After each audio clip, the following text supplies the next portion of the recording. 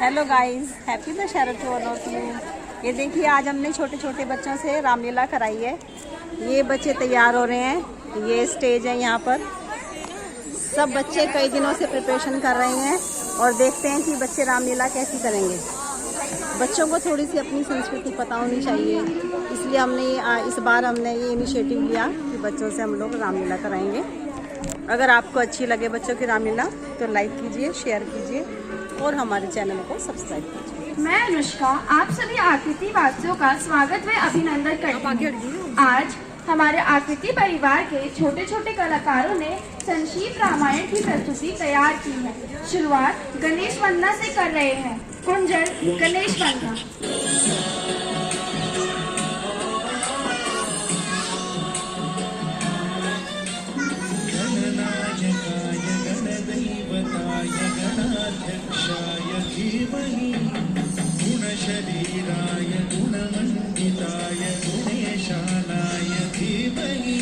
जनकपुरी में आज स्वयंवर का आयोजन है।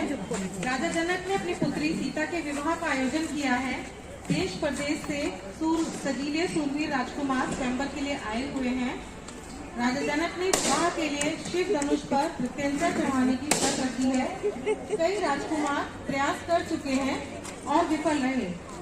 अब ऋषि वशिष्ठ की आज्ञा से अयोध्या के राजकुमार शिव धनुष पर प्रत्यंचा चढ़ाने के लिए प्रयास करेंगे।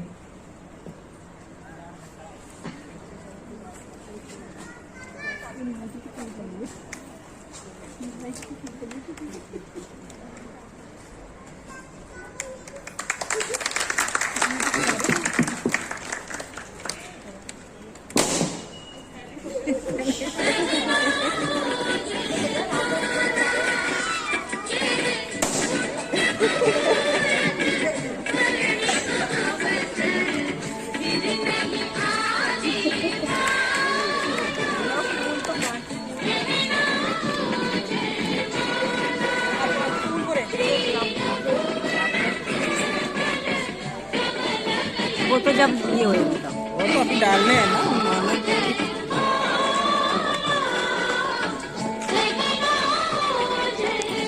पुष्प वर्षा कीजिए इनके ऊपर। यस, ये राम सीता जी का विवाह हो गया है। नहीं, माला थोड़ी डली बस डालनी नहीं है, ऐसे ही हाथ ही लगाना।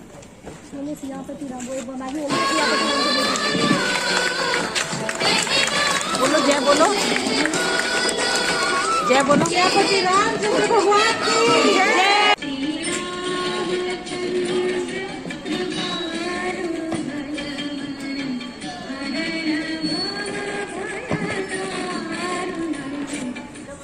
अब दूसरा सीन शुरू हो रहा है। इसमें अयोध्या का राजमहल है। चारों राजकुमार अपनी पत्नियों के साथ अयोध्या में वापस आ गए हैं।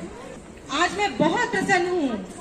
पूरे राज्य में मिठाइयाँ बंटवा दो, गरीबों में मोहरे बंटवा दो। आज मेरा पुत्र राम विवाह करके अयोध्या आया है। अब उसका राज तिलक होगा, वो राजा बनेगा। महाराज की जय हो, महाराज की जय हो। महाराज, क्या आपको स्मरण है कि आपको मुझे 2 वचन देने हैं? हाँ हाँ प्रिय, मांगो। आज मैं बहुत प्रसन्न हूँ। जो भी मांगना है मांगो। महाराज, मैं पहले वचन में मांगती हूँ अपने पुत्र भरत के लिए सिंहासन। और दूसरे वचन में राम के लिए 14 वर्ष का वनवास। हे जयकरी, ये तुमने क्या मांग लिया? मेरे राम को वनवास? तुम्हारे प्रिय राम को वनवास? हे राम, हे राम, हे राम। स्वामी, स्वामी, क्या हुआ स्वामी?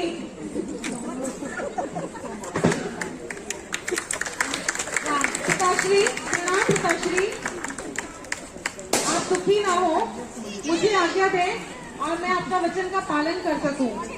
आपके वचन के पालन करना मेरा कर्तव्य है। प्रणाम करके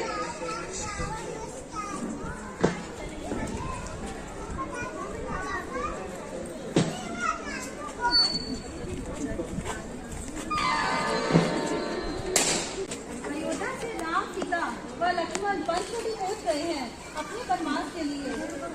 सीता की कुटिया में है और दोनों भाई विचरण कर रहे हैं।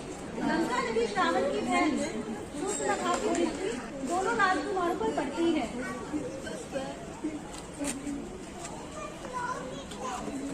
अरे सुंदर युग, तुम कौन हो? अत्यंत बलशाली और तेजस्वी दिखाई देते हो। मुझसे विवाह कर लो। हे सुंदरी, मैं तो विवाहित हूँ। वो देखो, मेरी पत्नी सीता कुटिया में है। वो मेरा छोटा भाई लक्ष्मण है। तुम उससे जाकर पूछ लो। हे सुंदर राजकुमार, तुम अत्यंत पराक्रमी एवं बलशाली दिखाई देते हो। मैं तुमसे विवाह करने की इच्छा रखती हूँ। मुझसे विवाह कर लो। हे सुंदरी, अभी तो आप भैया से याचना कर रही थी। मैं तो उनका सेवक हूँ। मुझसे विवाह करके तुम सेविका ही बन पाओगी। तुम दोनों भाइयों ने मेरा विवाह प्रस्ताव ठुकरा दिया। यह बहुत बुरा किया, वो भी इस सीता के लिए। इसे तो मैं अभी कच्चा खा जाऊंगी।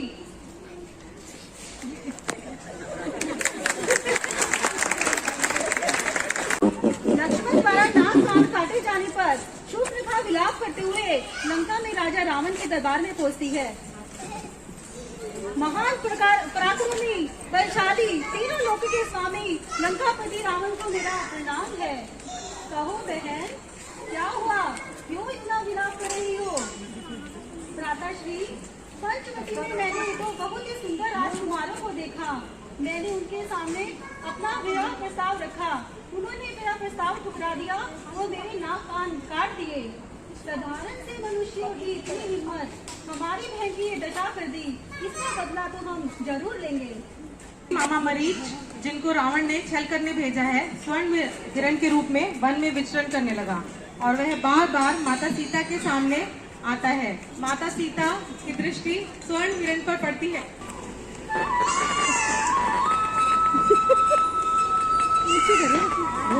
प्रभु, हे प्राणनाथ, देखिए कितना सुंदर मृग है। बहुत ही लुभावना लग रहा है। क्या आप मेरे लिए ये मृग ला देंगे? हाँ हाँ प्रिय, अवश्य ही। वह हिरण मैं तुम्हारे लिए लेकर आता हूँ। भ्राता लक्ष्मण, मैं आखेट के लिए जाता हूँ। तुम अपनी भाभी सीता की रक्षा करना। जो आज्ञा भ्राताश्री। हे लक्ष्मण, हे लक्ष्मण, हाँ लक्ष्मण। भ्राता लक्ष्मण, ये करुण स्वर तुम्हारे भैया का लग रहा है। लगता है वो किसी मुसीबत में है। तुम तुरंत उनकी सहायता के लिए जाओ। जैसी आज्ञा माताश्री। आपकी सुरक्षा के लिए मैं ये लक्ष्मण रेखा खींच देता हूँ। आप मेरे वापस आने तक इस रेखा के भीतर ही रहिएगा। माता सीता को अकेला देखकर लंकापति रावण साधु के वेश में कुटिया पर आता है। भिक्षाम देही, भिक्षाम देही, भिक्षाम देही।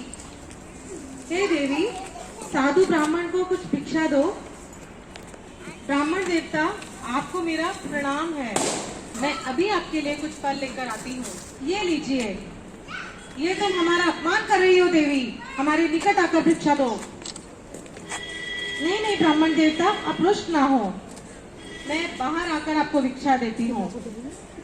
रावण अपने असली रूप में आ जाता है और सीता जी को हरण कर लेता है।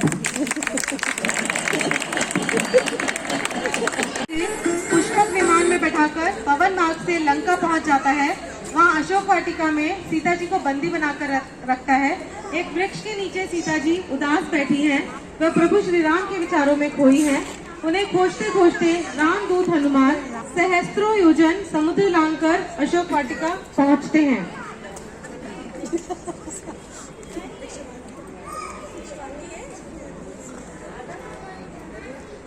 तुम कौन हो? क्या तुम्हें उस दुष्ट रावण ने भेजा है? प्रणाम माता, मैं तो रामदूत हनुमान हूँ। प्रभु राम का भक्त हूँ। मैं कैसे मान लूं? माता, प्रभु ने निशानी के रूप में अपनी यह मुद्रिका दी है। यह देखिए। अरे हाँ, यह तो माया द्वारा नहीं बनाई जा सकती। यह मेरे स्वामी की ही है। कहो हनुमान, वो कुशल से तो हैं? हाँ हाँ माता, वो कुशल से हैं। आपके लिए सदा चिंतित रहते हैं। माता, मैं बहुत दूर से आया हूँ। मुझे बहुत भूख लगी है। आपकी आज्ञा हो तो मैं कुछ फल खा लूं? ऐसे ही, हाँ।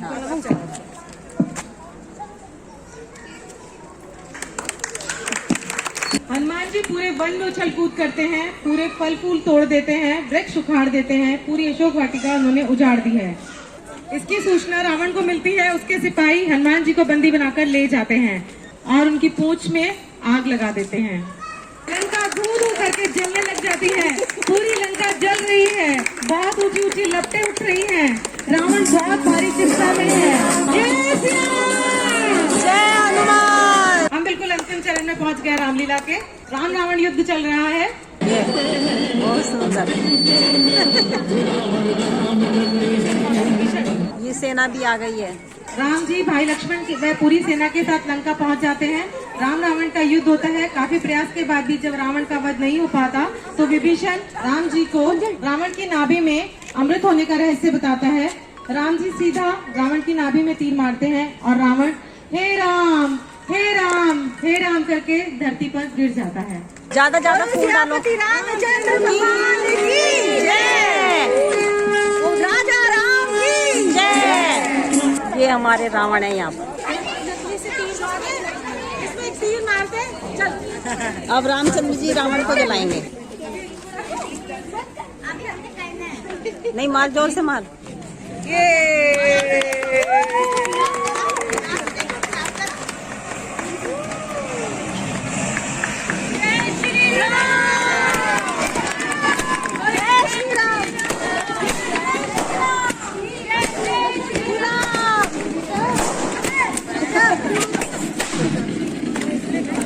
ये धू धू करके रावण जल गए हैं हमारी सोसाइटी के। दशहरा का त्योहार दिखाता है कि बुराई पर अच्छाई की विजय होती है हमेशा।